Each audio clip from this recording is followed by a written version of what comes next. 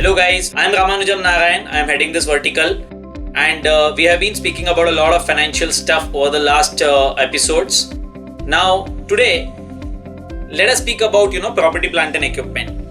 What is property, plant and equipment? All of us have learned at some point of time that property, plant and equipment are all tangible assets which are either used for the purpose of production or are used for the purpose of supply or is being used for administrative purposes, right? That is what we have learned.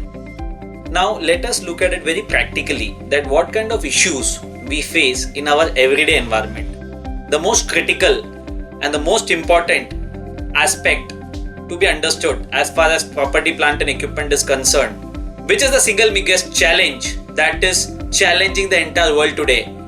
It's a simple concept known as physical verification of fixed assets.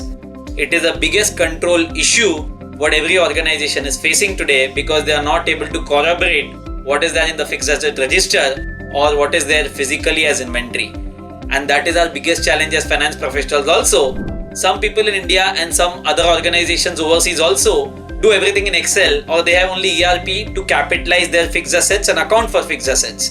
But the market is still not mature to understand that they need an automated tool to track their fixed assets, which can basically corroborate what is there in the fixed asset register vis-a-vis what could be tracked manually or what could be tracked in the system. That is the asset tagging process. This is the biggest control issue, and a lot of companies are already taking initiatives to rectify this and marry both the systems. That's number one.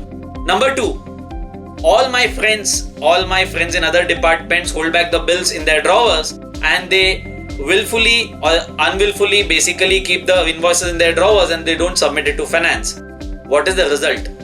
The result is there is a depreciation flaw because I get the bill after 6 months and I have to take the depreciation of all the 6 months because there is no control at the time of doing a GRN that the depreciation should start the day when which the asset was received in the company. These are the typical issues what comes as a part of property, plant and equipment, which I wanted to highlight it. But the larger issue is basically classification between OPEX and CAPEX. Please remember guys, trust me, anything which significantly augments the business capacity is what could be a CAPEX. In inverted commas, please remember the biggest scandal in the world of 2002, which was WorldCom. What had happened? In WorldCom, the profit and loss was overstated by $4 billion. How did it happen? A simple approach was followed where majority of the OPEX expenditures were classified as CAPEX and the profits were overstated. Now, to understand, it's a very simple statement, but beyond this, look at the kind of controls what has been compromised by the finance department. We say this today, that we are custodians of financial data. We are responsible for fixed assets of the company. The fixed assets being in the correct order, physically available, is a finance responsibility and we have to take that ownership.